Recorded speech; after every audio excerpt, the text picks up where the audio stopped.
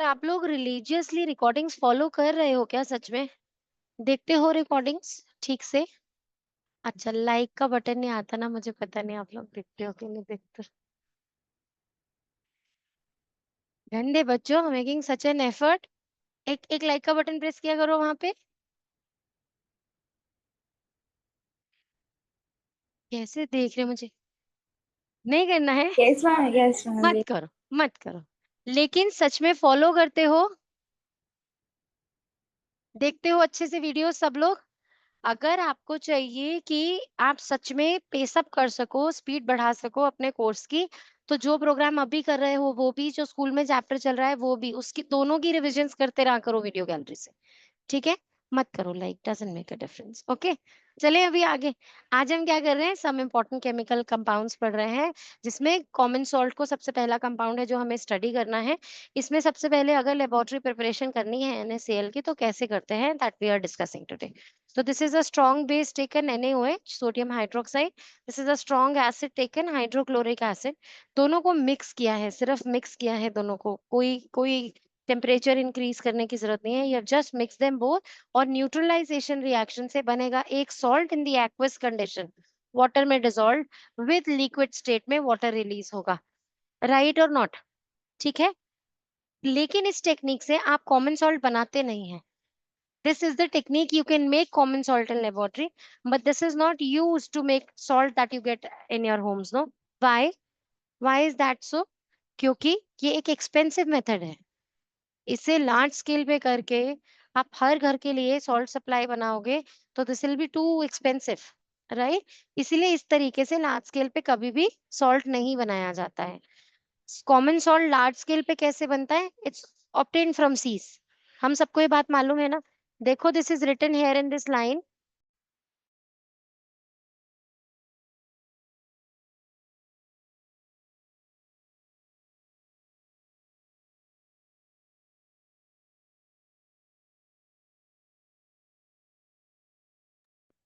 अभी the sodium chloride solution formed here can be evaporated to obtain sodium chloride salt, but sodium chloride or common salt is never made in this way on a large scale.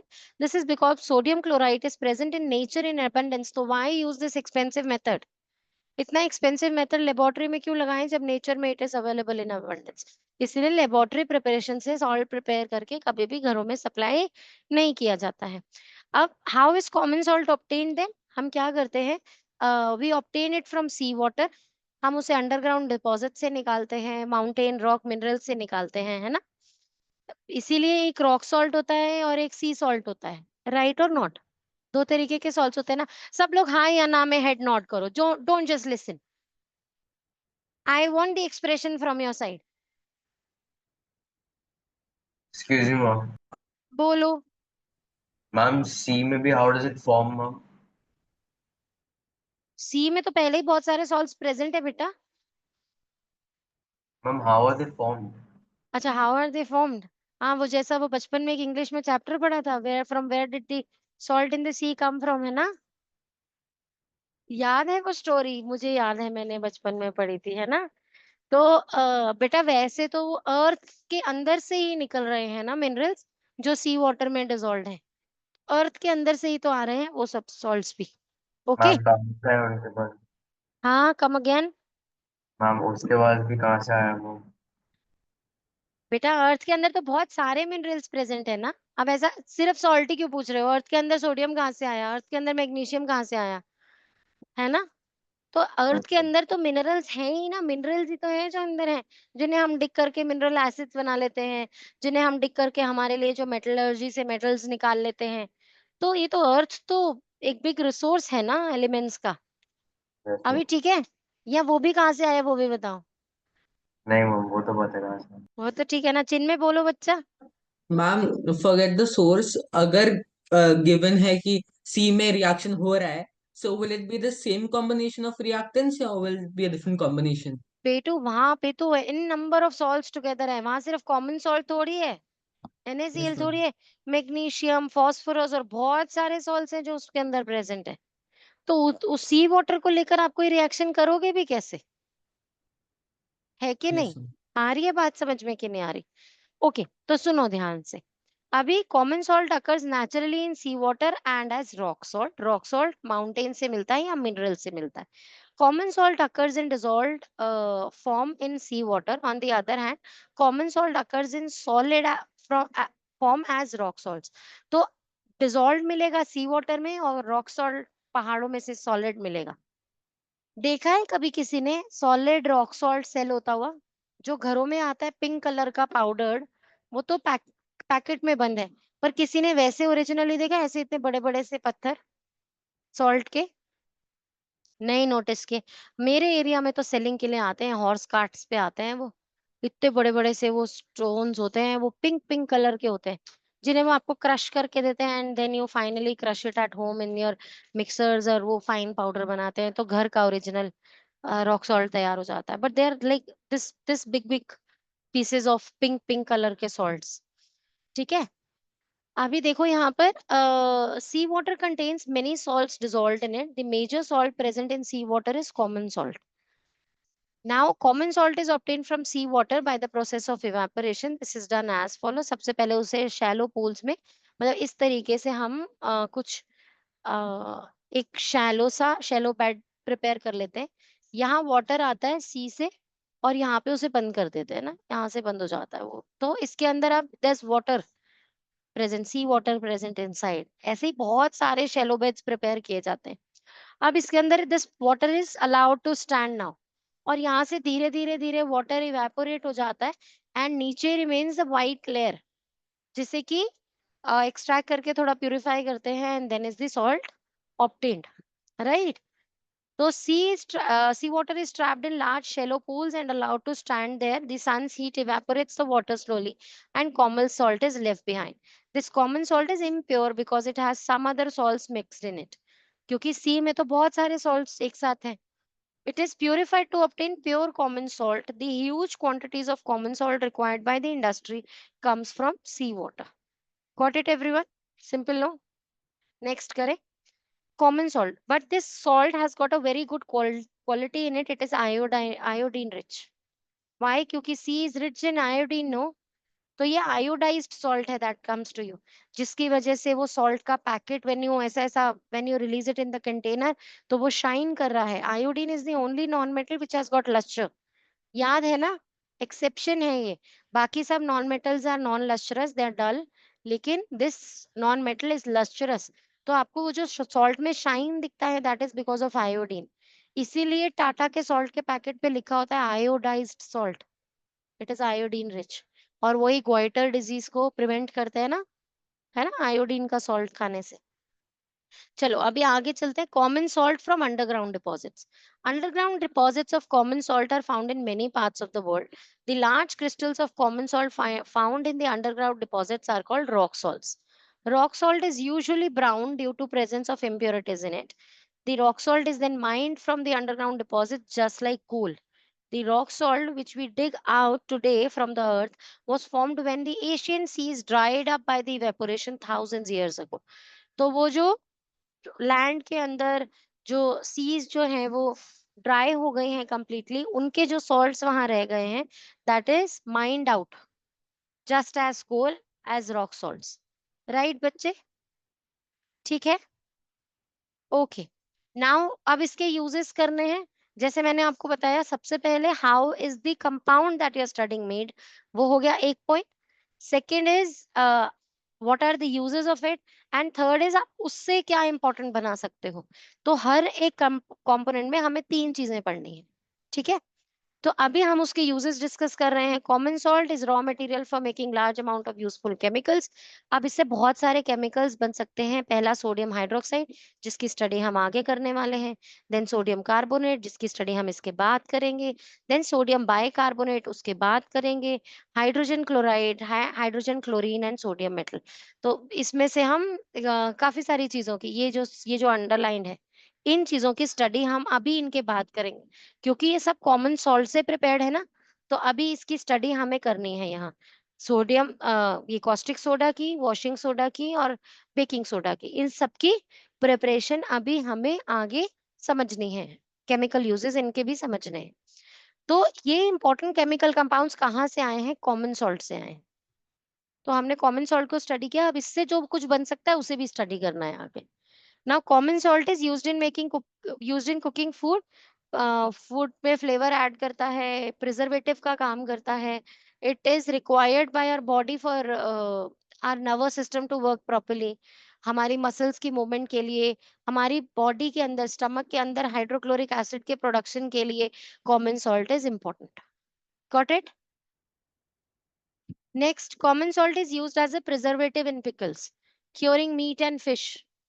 तो हम उसे food में as preservatives भी use करते हैं shelf life increase करने के लिए। Common salt is used in manufacture of soap. Soap की मैन्युफैक्चरिंग में यूज होता है NaCl। कि कैसे यूज होता है, अभी जब हम सोप की प्रिपरेशन पढ़ेंगे तो वहां पढ़ेंगे। NaCl is used only in a pinch.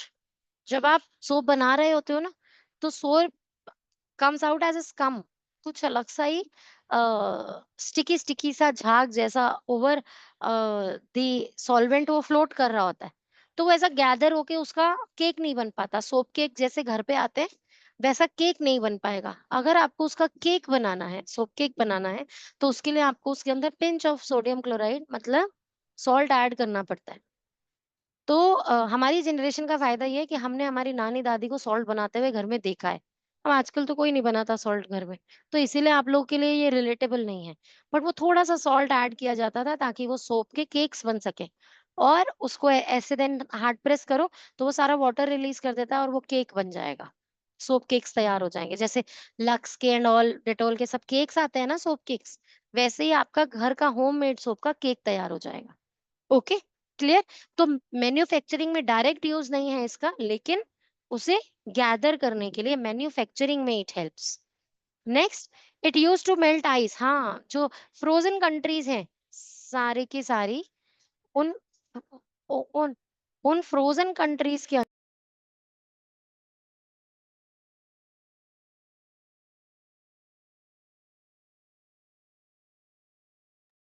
तो अब जैसे जो बिल्कुल फ्रोजन एरियाज है ना, जैसे कनाडा, लंदन, वहां बहुत ठंड हो जाती है, बहुत आइस हो जाती है। तो वहां पर how are roads cleared there, वहां सॉल्ट स्प्रिंकल कर देते हैं। तो उससे बहुत रैपिड हो जाता है मेल्टिंग ऑफ आइस, जिससे कि जो JCBs हैं वो बहुत क्लियरली रोड्स क्लियर कर पाती है। तो it is salt which helps in melting of ice quickly. Got it? समझ में आ गए? सॉल्ट के सारे यूजेस हो गए। चले अभी, अब कॉमन सॉल्ट से प्रिपेयर्ड केमिकल्स की स्टडी करनी है। तो सबसे पहले इन अ लाइन है सोडियम हाइड्रोक्साइड। एक चीज नोटिस कराती हूँ, सोडियम हाइड्रोक्साइड से तो हम सॉल्ट प्रिपेयर करके आए थे। सोडियम हाइड्रोक्साइड से तो प्रिपेयर किया था सॉल्ट। अब सॉल्ट से सोडियम हाइड्रोक्साइड कैसे बनेगा वो स्टडी करेंगे। तो रिवर्स कर रहे हैं हम रिएक्शन को, राइट और नॉट? रिवर्स ही हो जाएगा ना। देखिए जरा, सॉल्ट जो बना है वाटर के साथ उसका इलेक्ट्रोलाइसिस कर दिया, बस ये बना बेस। और ये ब्रेक हो गया आपका एसिड HCl, वो ब्रेक हो गया इलेक्ट्रोलाइसिस की वजह से। आ रही है बच्चे बात समझ में कि नहीं आ रही? तो actually with the help of electricity you have reverse the chemical reaction. आपने NaCl को वाटर के साथ डाला और इसे aqueous solution, yes very important definition, brine in 1 mark, important exam में आ जाती है व्हाट इज ब्राइन। अभी डिस्कस करती हूँ व्हाट इज ब्राइन। तो ब्राइन जो सोडियम क्लोराइड का एक्वस सॉल्यूशन है, आपने उसे वाटर में डिसॉल्व कर दिया और उसके अंदर से इलेक्ट्रिसिटी पास कर दी और वहां पर वो वापस ऑब्टेन हो गया सोडियम हाइड्रोक्साइड, जिससे हम NaCl बनाकर आए थे। और जो HCl बना लिया था हमने वहां पर उस रिएक्शन में, वो ब्रेक हो गया H2 और Cl2 गैस के अंदर। अभी इनके भी यूजेस पढ़ेंगे आगे, H2 और Cl2 के भी यूजेस पढ़ेंगे। तो इट्स अ लूप, जो भी आप रिएक्शन में पढ़ते जा रहे हो उसको, उसके मैन्युफैक्चरिंग, उसके यूजेस हम आगे साथ में पढ़ते जा रहे हैं। अच्छा, अब now let us read this line by line and understand what is brine. The raw material for producing sodium hydroxide is sodium chloride. इसे प्रोड्यूस करने के लिए ये चाहिए और इसको प्रोड्यूस करने के लिए ये चाहिए। Sodium hydroxide is produced by electrolysis of concentrated aqueous solution of sodium chloride. आप क्या करते हैं, कॉन्सेंट्रेटेड सोल्यूशन प्रिपेयर करते हैं सॉल्ट का। 9th क्लास में पढ़ा होगा, याद होगा कि सॉल्युबिलिटी क्या है कॉमन सॉल्ट की वाटर में, याद है? Second chapter is matter around us pure में पढ़ा था। रफली 32-34 ग्राम्स होगा मेरा ख्याल, यही 32-34 इज द नंबर, है ना? तो 30 to 34 grams of salt can be dissolved in 100 gram of water. तो ऐसा कॉन्सेंट्रेटेड एक्व सॉल्यूशन प्रिपेयर कर लिया आपने, which is called as brine. अब वो जो ब्राइन है उसके अंदर वाटर और ऐड करके वाटर के साथ आपने इलेक्ट्रोलाइसिस कर दिया है, उसका इलेक्ट्रिसिटी पास कर दिया उसमें से। ठीक है ना, कोई प्रॉब्लम तो नहीं है। तो एक्वस कंडीशन में आपको NaOH मिल जाएगा, कॉस्टिक सोडा वापस ऑब्टेन हो जाएगा। बेटा याद रखो ये तीनों terms, what is caustic soda आएगा एग्जाम में, what is baking soda and what is washing soda. मैंने ऐसे याद किया था, caustic means corrosive. Causative word का मतलब है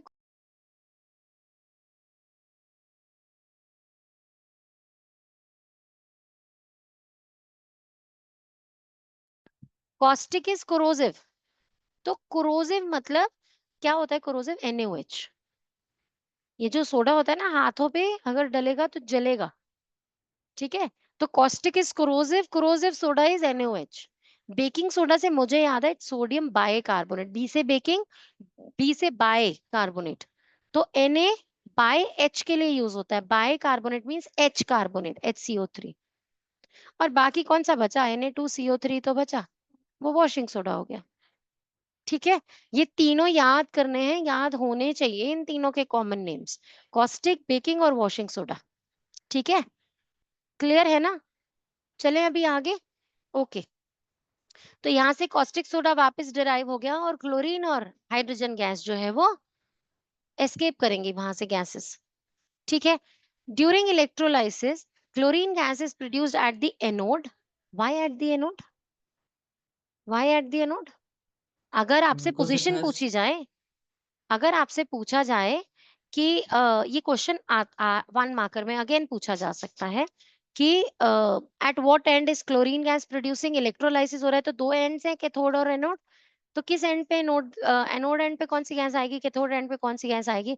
ऑलवेज रिमेंबर, आपको नेचर बता देगी उसकी।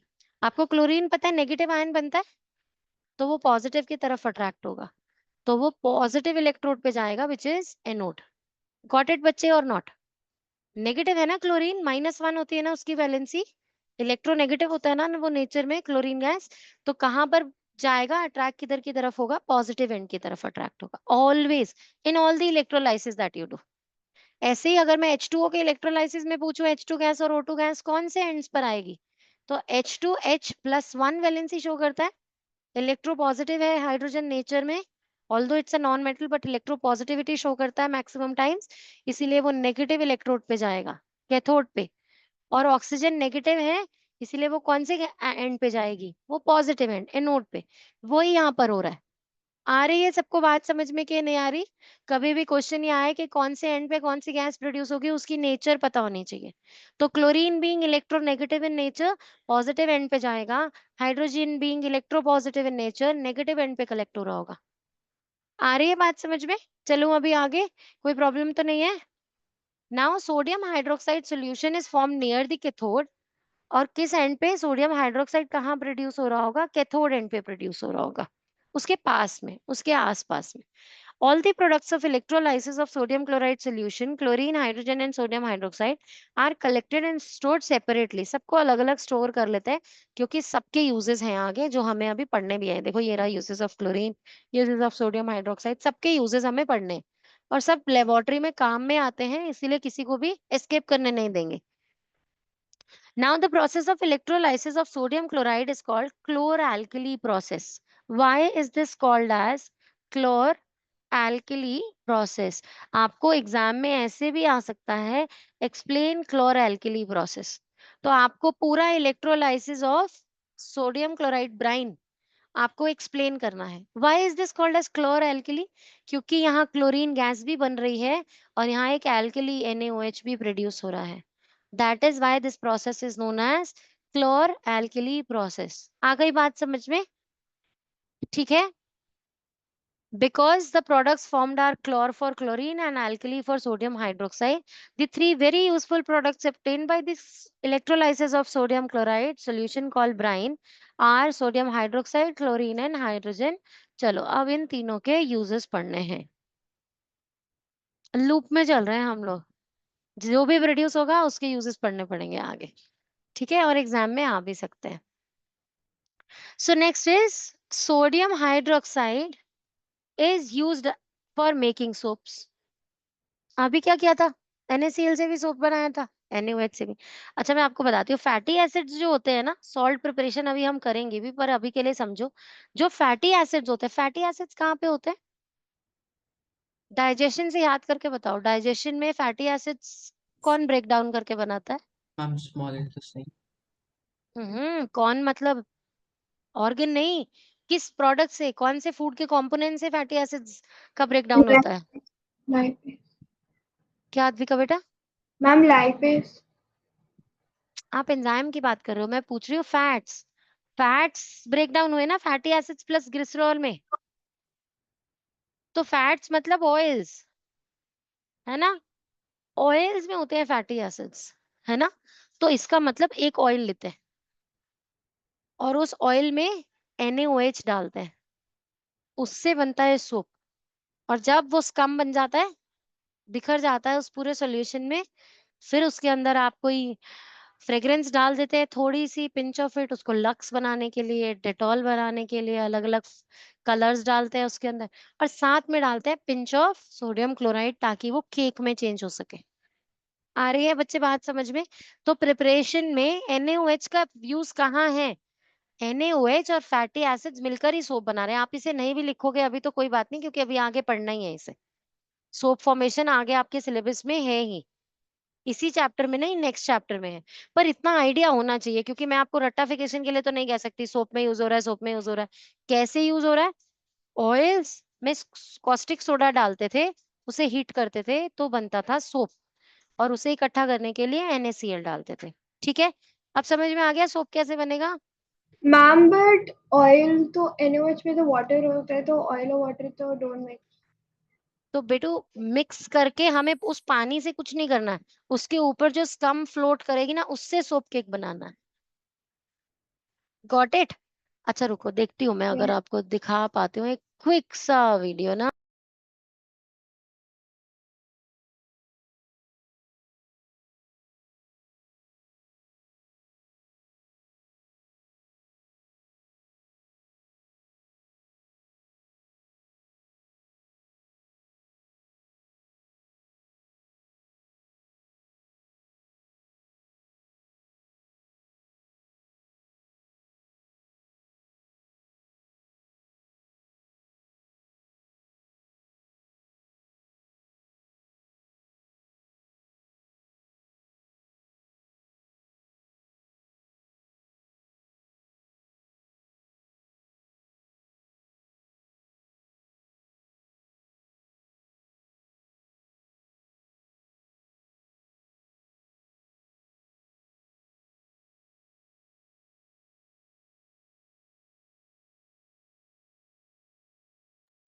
मैं अभी जो आप लोग केमिस्ट्री में इसका पढ़ने वाले हो ना, सपोनिफिकेशन, अभी वो आपको नहीं समझा रही हूँ.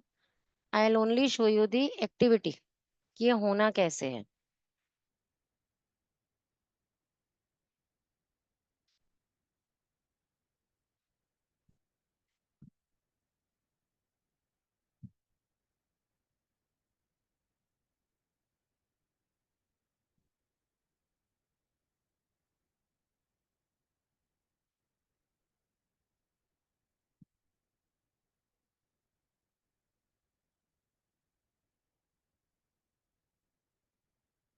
ऑयल,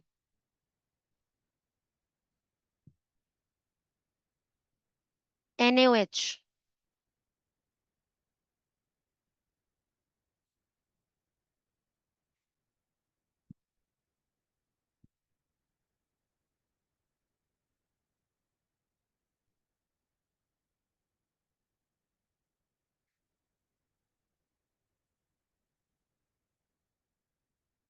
थोड़ा सा हीट करना है बस इसे.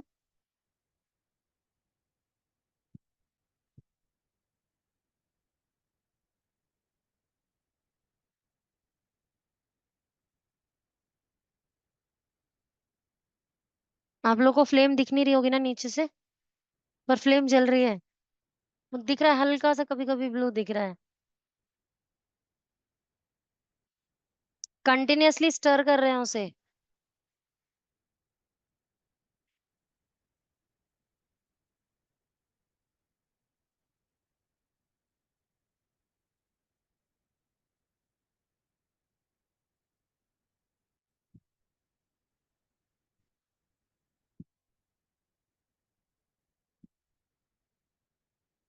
बस स्टिकी स्टिकी स्लाइमी स्लाइमी सा होता है ये।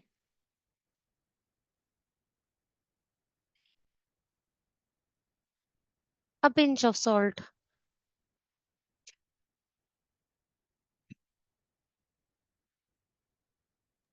पिंच तो नहीं था मैम। थोड़ा सा ही होता है, मतलब बेटा थोड़ा सा ही डलता है। हम लोगों ने, मैंने तो अपनी नानी को बनाते हुए देखा है। वो बड़े बड़े ब्राउन केक्स किसी ने कभी देखे हैं? कितने बड़े बड़े ब्राउन ब्राउन से केक्स पुराने जमाने के लोग यूज करते थे for washing clothes and all. तो हमारी, अरे वाह, अनिल कपूर की एड। तो वो जो बड़े बड़े से अच्छा, एक मिनट रुको, मैं आपको दिखा भी देती हूँ वो सॉल्ट डलने के बाद कैसा हो गया। तो वो बड़े बड़े से जो cakes, soap cakes brown brown colour के पुराने लोग यूज करते हैं ना, आज भी आप लोग कभी मॉल्स में जाओगे ना, तो वो केक्स पड़े होते हैं कहीं कहीं ब्राउन ब्राउन से, इतने मोटे मोटे से। उनपे ब्रांड कौन सा था, वो क्या लिखा होता है ना, 555, 555 लिखा होता है मोस्टली उनपे। इतने मोटे मोटे से ब्राउन सोप केक्स होते हैं वो ऐसे ही प्रिपेयर होते हैं। देखो अब ये अलग सा हो गया ना, लिक्विड से रिलीज हो गया अब ये देखो। अब ये केक में चेंज हो पाएगा, आप इसमें से जो लिक्विड है वो फिल्टर कर दोगे, तो इसे ड्राई करो और अब आप इसे केक में चेंज कर सकते हो। अब ये इकट्ठा सा हो गया ना, तो सिर्फ इकट्ठा करने के लिए डाला है हमने। ठीक है।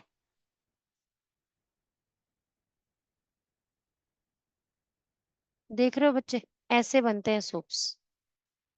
समझ में आ गया? आप तो भूलोगे नहीं सोप कैसे बनते हैं, और कितने सिंपल से इंग्रेडिएंट्स है ना सोप बनाने के। चलो अभी आगे, अभी हम क्या डिस्कस कर रहे हैं, सोप मैम कैसे बनाया, वी हैव डिस्कस। बोलो चिन्मय बच्चा। Ma'am in those times like आपकी नानी बना रही थी घर पे, मैम हम्म। स्पेसिफिकली सोडियम हाइड्रोक्साइड था, was it something containing sodium hydroxide? नहीं, कॉस्टिक सोडा। सोडा ही आता था, लेकर आते थे सोडा।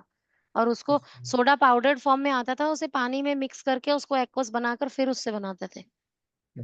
वह हमें वो सीन बहुत अच्छे से याद है, मतलब इतने बड़े बड़े कढ़ाइयों में चल रहा होता था वो काम। और बल्क में बनाकर रख लेते थे 2-3 महीने के लिए सोप्स। पुराने लोग करते थे, अब हम लोग कहाँ करते हैं, हम लोग, हमारे बस की थोड़ी है सोप हम घर पे बनाएंगे। चलें अभी आगे। So sodium hydroxide is used for making artificial textile fibres. तो रेयॉन वगैरह कैसे बनता है, उसमें भी केमिकल रिएक्शन में NaOH डलता है। जैसे यहाँ पर रिएक्शन शुरू हुआ तो NaOH डला, वैसे ही सिंथेटिक फाइबर की प्रिपरेशन में भी, रेयॉन की प्रिपरेशन में भी डलता है साथ में NaOH। ऐसे ही मैन्युफैक्चर ऑफ पेपर, जो पेपर पल्प है, पल्प बनाने के लिए पेपर का, वो पहले NaOH उसमें डाला जाता है। कोरोसिव इन नेचर है ना, उसको पूरा पल्प ही कर देगा। वुड पल्प बिल्कुल ऐसा सॉफ्ट कर देगा उससे। तो उसे भी कॉस्टिक सोडा, NaOH में कॉस्टिक सोडा में डिप करके रखा जाता है। Now is used for purifying bauxite ore from aluminium metal. अच्छा, अब ये क्या है इसे समझे हम, ये कैसे याद कराऊं। आप अभी समझो कि मेटलर्जी में एक स्टेप होता है एल्यूमिनियम के एक्सट्रैक्शन में, जहां पर आप NaOH को as as a chemical use करते हो, और उससे जो ओर है, bauxite ore is aluminium oxide, उसमें से ऑक्सीजन हटाने के लिए उसका NaOH का यूज किया जाता है। तो बॉक्साइट ओर की प्यूरिफिकेशन के लिए, अभी ओ तो प्रॉपरली नहीं हटा है, लेकिन हाँ मतलब उसकी प्यूरिफिकेशन के लिए आप वहां पर NaOH यूज करोगे। ये भी जब आप next chapter metals and non metals पढ़ोगे, तब वहां पर भी ये डिटेल में पढ़ना है कि बॉक्साइट ओर क्या है जिससे मेटल निकालना है। तो उस बॉक्साइट ओर की प्यूरिफिकेशन के लिए आप NaOH डालते हो। ठीक है। अभी इस पे, इससे रिलेटेड जो केमिकल इक्वेशन इन्वॉल्व है वो नहीं पढ़ा रही हूँ, क्योंकि वो उस चैप्टर में आएगी। नेक्स्ट है sodium hydroxide is used in degreasing metals. Oil refining and making dyes and bleaches. अब ये कुछ एक्स्ट्रा यूजेस हैं, मेटल्स को डिग्रीज करना हो, ऑयल रिफाइनिंग में यूज होता है, डाइज बनते हैं इससे, ब्लीचेस बनते हैं इससे।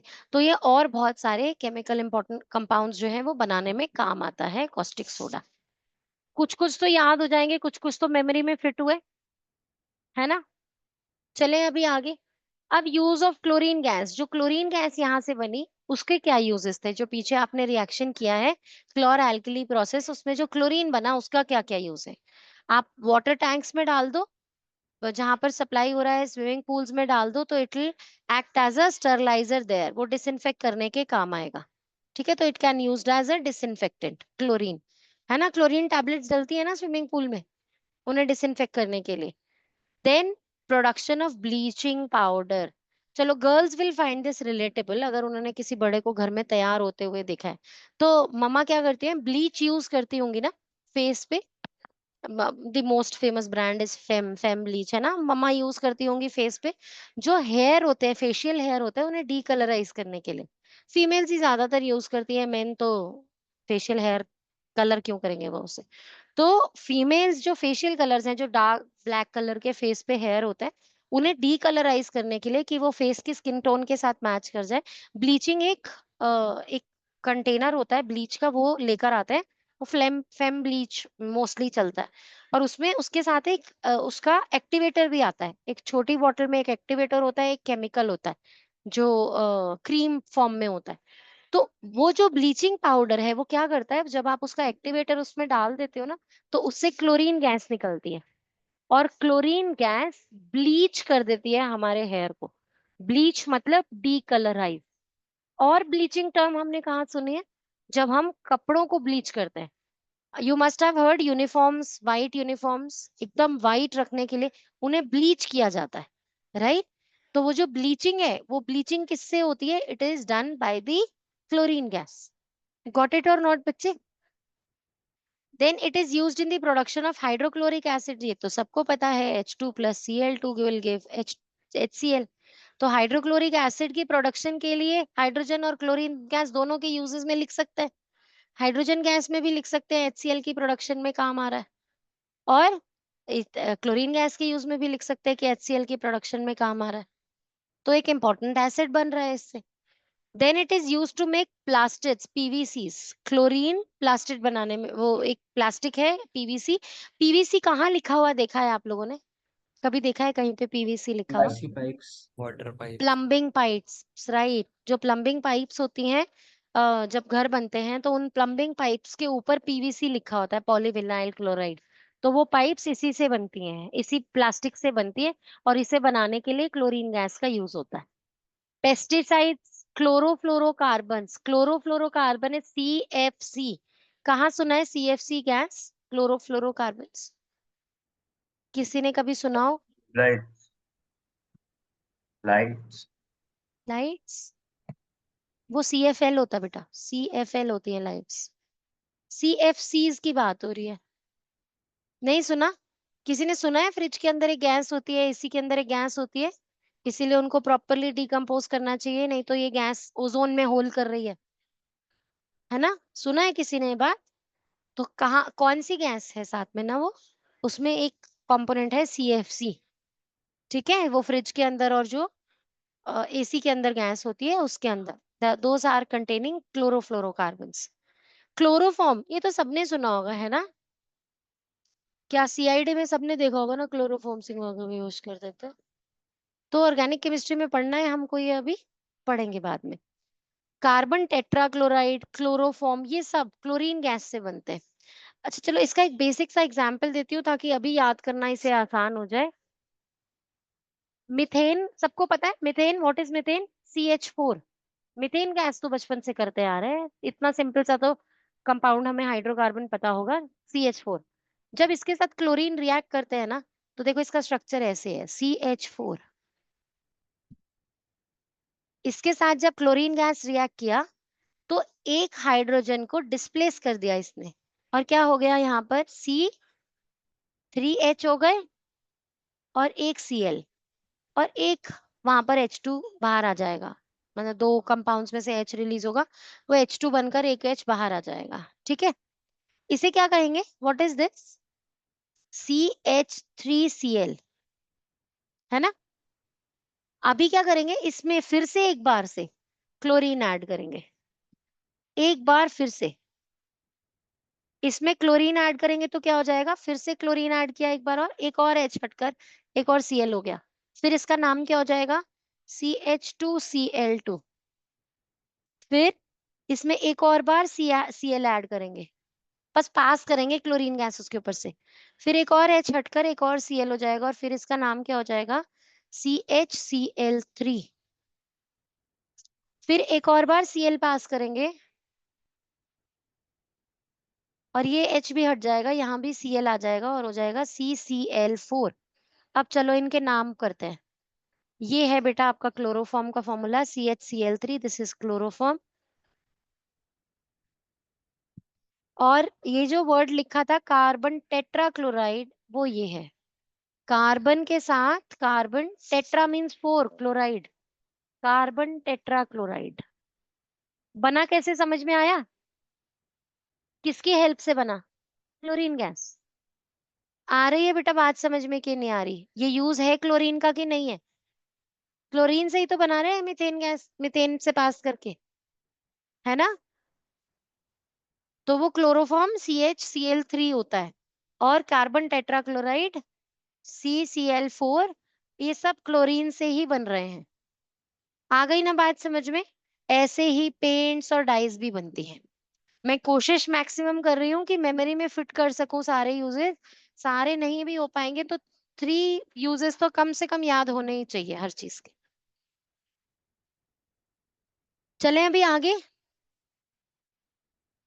नाउ दे आर सेइंग ट्राइक्लोरोइथेन बनाने के लिए, अब ये भी ऐसे ही जैसे मीथेन के साथ किया, ऐसे ही इथेन के साथ करो, और 3 बार क्लोरीन लग जाए तो उसे ट्राइक्लोरोइथेन कह देंगे। इथेन का स्ट्रक्चर अभी नहीं पढ़ा रही हूँ, बहुत ज्यादा दूसरी केमिस्ट्री इन्वॉल्व हो जाएगी, दूसरी ब्रांच इसके अंदर। तो अभी के लिए सिर्फ ये याद रखो, जैसे मीथेन का किया ऐसे इथेन में भी क्लोरीन गैस पास करते जाएंगे तो ट्राइक्लोरोइथेन बन जाएगा, जो कि ड्राई क्लीनिंग में काम आता है। जब हम स्पेशल स्टेन्स रिमूव करने के लिए, ऑयल ग्रीजी स्टेन्स रिमूव करने के लिए क्लॉथ्स ड्राई क्लीनिंग के लिए देते हैं, तो that solvent that is used there is trichloroethane. Got it everyone. तो वो भी क्लोरीन गैस की हेल्प से ही बन रहा है, क्योंकि वहां ट्राई क्लोरो है ना, 3 बार क्लोरीन गैस पास हुई है उसमें से। गॉट इट एवरीवन और नॉट। कुछ समझ में आ रहा है, और is it getting too much तुम्हारे बच्चे, ज्यादा हो रहा है, ना मैम। ठीक है, डाइजेस्ट हो रहा है, यस मैम। सबको डाइजेस्ट हो रहा है ना, कोई प्रॉब्लम तो नहीं है। चलो बस आज हाइड्रोजन के यूजेस करते हैं, हाइड्रोक्लोरिक एसिड के यूजेस करते हैं। जो नेक्स्ट इंपॉर्टेंट केमिकल कंपाउंड पढ़ना था वॉशिंग सोडा, वो कल करेंगे, नेक्स्ट क्लास में करेंगे। हाइड्रोजन गैस का एक यूज तो बड़ा अच्छा सा है, हाइड्रोक्लोरिक एसिड बनेगा, ठीक है ना, सिंपल है। और हाइड्रोजन गैस, अच्छा एक और बात, अब ये भी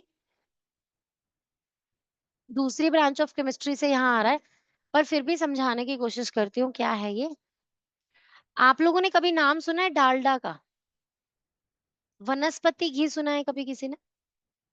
जो हमसे पुरानी जनरेशन थी ना, वो वनस्पति घी खाते थे वो लोग। Vanaspati ghee is not the ghee obtained from cow's milk, that is obtained from oil. तो जैसे सनफ्लावर ऑयल है, जैसे मस्टर्ड ऑयल है, उसके हाइड्रोजनेशन से बनता था Dalda. Dalda is a brand, जो वनस्पति घी का एक ब्रांड था। तो अगर आप लोग आज, अब आप ना मम्मा लोग से डिस्कशन करना कि कभी डालडा मम्मा हैज सीन यूजिंग, तो मम्मा बोलेंगे कि हाँ बहुत पहले यूज होते थे डालडास। तो हमारी जनरेशन ने वो डालडास यूज होते देखे हैं, बट उसके बाद वो बंद हो गए, क्योंकि कार्डियक अरेस्ट और वो सब, उसकी वजह से अब हमें ऑयल्स कंज्यूम करने हैं। Vanaspati ghee is more harmful than oils, तो इसलिए अब हम ऑयल्स पे आ गए हैं, है ना। तो पुरानी जनरेशन जिसने वनस्पति घी कंज्यूम किया हुआ है, उसका most famous brand was Dalda. अब ये क्या है, ये बनता कैसे था, आपने कोई भी ऑयल लिया, वेजिटेबल ऑयल, और उसके अंदर से हाइड्रोजन गैस पास की, उसके हाइड्रोजनेशन से बना वनस्पति घी, जो कि लुक्स लाइक घी, वही solid at room temperature solidify होना शुरू हो जाता है, बट इट इजंट घी, उसमें घी की कोई खूबी नहीं थी। पर घी जैसा लगता था वो बना किससे? ऑयल से बना है। तो उसमें ऑयल्स के तो कुछ बेनिफिट्स हैं, लेकिन घी के कोई बेनिफिट्स नहीं है। घी कैसे बनता है? वो काउज मिल्क से बनता है ना। उसमें से क्रीम एक्सट्रैक्ट करके उसको प्रोसेस करके आप घी बनाते हैं। But this is not that ghee, animal घी नहीं है ये वनस्पति घी है। Vanaspati means vegetables related to plants, vanaspati is related to plants, right. तो ये बनाने के लिए हाइड्रोजन गैस ही तो पास की है आपने ऑयल्स में से। तो that is how vanaspati ghee, Dalda, vegetable ghee was made. Understood बच्चे और नॉट? कुछ समझ में आ रहा है? आगे चले, नेक्स्ट करें। थर्ड वन, फर्टिलाइजर्स अमोनिया बनाने के लिए ना, अ, जैसे कि अमोनिया का अगर हम नाम ही देखें तो दैट इज NH3। तो हम समझ सकते हैं ना, याद आ जाएगा ना, इससे कर सकते हैं ना कि हाँ इसमें हाइड्रोजन का कुछ तो इन्वॉल्वमेंट है। तो actually N2 plus H2 gives NH3। ये रिएक्शन मैंने आपको जब केमिकल रिएक्शन बैलेंसिंग कराई थी तब करवाया था, याद है? Nitrogen gas, hydrogen gas together making ammonia. फिर इसी अमोनिया से फर्टिलाइजर्स बनते हैं आगे। ठीक है, आई बात समझ में बच्चे? Next one, hydrogen is used to make methanol. अब मीथेनॉल क्या है? अभी मैंने मीथेन स्ट्रक्चर पढ़ाया था आपको, CH4। जब उसमें से आप हाइड्रोजन गैस पास करेंगे, नहीं नॉट हाइड्रोजन गैस,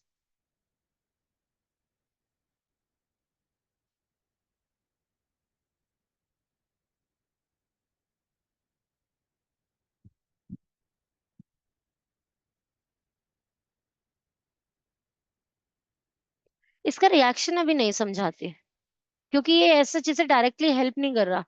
तो कोई इजी कॉन्सेप्ट से मेमोरी ट्रिक में फिट नहीं कर पाऊंगी। तो ठीक है, बस मिथेनॉल एक केमिकल इंपॉर्टेंट हाइड्रोकार्बन है, याद रहे तो ठीक है, नहीं भी तो छोड़ भी सकते हो। Next it is yes, liquid hydrogen is used as a fuel in for rockets. क्योंकि हाईली इनफ्लेमेबल है हाइड्रोजन, बहुत हाई कैलोरीफिक वैल्यू है हाइड्रोजन की। 8th क्लास में जब कैलोरीफिक वैल्यूज पढ़ी थी, उसमें हाईएस्ट कैलोरीफिक वैल्यू आप लोगों ने हाइड्रोजन गैस की पढ़ी है ना, लिक्विड हाइड्रोजन हाइड्रोजन गैस की। तो रॉकेट्स में इसीलिए because of its high calorific value वो एज फ्यूल यूज किया जाता है। अब 2 बाय प्रोडक्ट्स हो गए, हाइड्रोजन भी स्टडी कर लिया, क्लोरीन भी स्टडी कर लिया। अब इन दोनों के कॉम्बिनेशन से जो बना HCl, अब उसके यूजेस पढ़ने हैं। ठीक है, टू मच हो गया ना? ओहो, सब बच्चे ऐसे रख के बैठे हैं। तो मैंने बोला था ये थोड़ा टू मच हो जाता है, पर छोटे पोर्शंस में करेंगे। बेटा मैं अपनी तरफ से तो कोशिश कर रही हूँ ना मैक्सिमम इसे मेमोरी के लिए इजी बनाने की, अब पर ये है टू मच तो क्या कर सकते हैं, करना पड़ेगा। चलो अभी नेक्स्ट इज, अच्छा आप लोग NCERT में देखोगे ना तो इत्तू से में खत्म हो जाएगा ये टॉपिक, फिर उसका फायदा नहीं है करके, एग्जाम में क्वेश्चंस रोटेट होकर आएंगे तो समझ ही नहीं आएगा कुछ भी। अब H2 और Cl2 से जो बना HCl, बस अब उसके यूजेस आज के लिए लास्ट टॉपिक है, फिर बंद कर देंगे। 3 मिनट्स है मेरे पास अभी भी नेक्स्ट बैच से, तो जल्दी जल्दी से इसे कवर कर लेते हैं। तो HCl क्या करते हैं? Cleaning iron sheets before tin plating और गैल्वेनाइजेशन। तो आप एसिड से, गैल्वेनाइजेशन से पहले आप मेटल को क्लीन करते हैं, आयरन को क्लीन करते हैं। क्यों? क्योंकि मेटल कोरोसिव है नेचर में, ऊपर जितना भी उसका हाइड्रोक्साइड ऑक्साइड होगा ऑलरेडी, वो सबको वो रिमूव कर देगा, है कि नहीं? कैसे रिमूव करेगा? मेटल का, आयरन का oxide hydroxide basic in nature होगा। जब आप उसे हाइड्रोक्लोरिक एसिड से वॉश करोगे तो वहां न्यूट्रलाइजेशन रिएक्शन हो जाएगा और वो सब ऑक्साइड्स हट जाएंगे वहां से, है ना? लॉजिकली क्लियर है कि नहीं है? क्यों कर रहे हैं आयरन की शीट्स को क्लीन पहले, क्यों कर रहे हैं हाइड्रोक्लोरिक एसिड से? क्लियर है ना? ताकि न्यूट्रलाइज हो जाए ऊपर के ऑक्साइड्स और हाइड्रोक्साइड्स, और क्या बन जाए? नीचे से नीट क्लीन आयरन शीट्स बाहर आ जाए। Next, preparation of chloride such as ammonium chloride. ये actually hydrogen chloride, hydrochloric acid now can be used as a store house of chlorine gas and hydrogen gas. जहां आपको hydrogen gas चाहिए वहां पे भी HCl यूज कर सकते हो, जहां आपको क्लोरीन गैस चाहिए वहां पर भी। तो आपको अमोनियम क्लोराइड बनाने के लिए NH3 में Cl2 ऐड करने के लिए ना, ताकि ये NH4Cl हो जाए, यहाँ पर HCl पुट किया है आपने। ताकि क्या हो जाए, ये H में ऐड हो, NH4 अमोनियम आयन बन जाए और क्लोरीन इसके साथ अटैच हो जाए, तो अमोनियम क्लोराइड बने। समझ में आया कैसे हुआ? अमोनिया NH3 प्लस HCl, तो क्या हो जाएगा NH4Cl, ये अमोनियम आयन बन गया इनसे मिलकर, और साथ में Cl अटैच हो गया, अमोनियम क्लोराइड। आ गया ना समझ में? ठीक है, तेजस ऊपर देख के पता नहीं कहाँ हाँ कर रहा है, इधर पढ़ाई कर ले। नेक्स्ट, यूज फॉर कॉस्मेटिक्स और मेडिसिन। क्यों? क्योंकि कॉस्मेटिक्स और मेडिसिन में, कॉस्मेटिक्स में कैसे क्लोरीन चाहिए ना ब्लीचिंग के लिए, और मेडिसिन में कैसे बहुत सारी हाइड्रोजन क्लोरीन गैसेस अलग अलग चाहिए, तो इसलिए मेडिसिन और कॉस्मेटिक्स बनाने में काम आता है hydrochloric acid. Then textile dyeing and tanning industry में काम आता है, ब्रॉडर यूज है उसका, अगेन पीवीसी बनाने के लिए, तो हाइड्रोक्लोरिक एसिड। पीवीसी बनाने के लिए कौन सी गैस चाहिए थी हमें ऊपर? Polyvinyl chlorine. Chloride, chlorine gas चाहिए थी ना, क्लोराइड से समझ में आ रहा है ना। और वो क्लोरीन का स्टोर हाउस ही तो है हाइड्रोक्लोरिक एसिड, जहां भी यूज करना है एसिड को यूज कर दो, वहां से क्लोरीन गैस लिबरेट होगी, वो आपके रिएक्शन में काम आ जाएगी, है कि नहीं? आई बात समझ में? चलो, the two products of chloralkali, sodium hydroxide, chlorine, and combine together to form another chemical compound, sodium hypochlorite। इसका प्लीज यूज नहीं करना है, लेकिन नाम जरूर पढ़ना है। अब क्या हो रहा है, सोडियम हाइड्रोक्साइड जो बना, क्लोरीन, ये दोनों कंबाइन हो जाते हैं और ये बना देते हैं NaClO, sodium hypochlorite. Sodium hypochlorite is a bleaching agent which is used in making household bleaches or for bleaching fabrics। जो घर में फैब्रिक ब्लीच करने के लिए काम में आता है, हाउसहोल्ड ब्लीच जो यूज करते हैं, वो बनता है सोडियम हाइपोक्लोराइड से। तो सिर्फ नाम लिखना है और एक यूज, सोडियम हाइपोक्लोराइड। ठीक है, क्लोराइट है, क्लोराइड नहीं है, क्लोराइट, सिंगल Cl यूज है ना, इसीलिए क्लोराइट। ठीक है बच्चे, आ गई सबको बात समझ में? इसे बिल्कुल भी रिटेन नहीं कर पाओगे नेक्स्ट क्लास तक, सब कुछ डिलीट ऑल हो जाएगा। अगर इसे अच्छे से आज दोबारा से लाइन बाय लाइन जैसे पढ़ाया है, ऐसे पढ़ोगे नहीं तो लाइन बाय लाइन एक एक कंटेंट को दोबारा पढ़ो, और अपने नोट्स के साथ रिलेट करो कि yes this we did for memory tricks. ठीक है, चलो बाय बाय बच्चा लोग, फोटो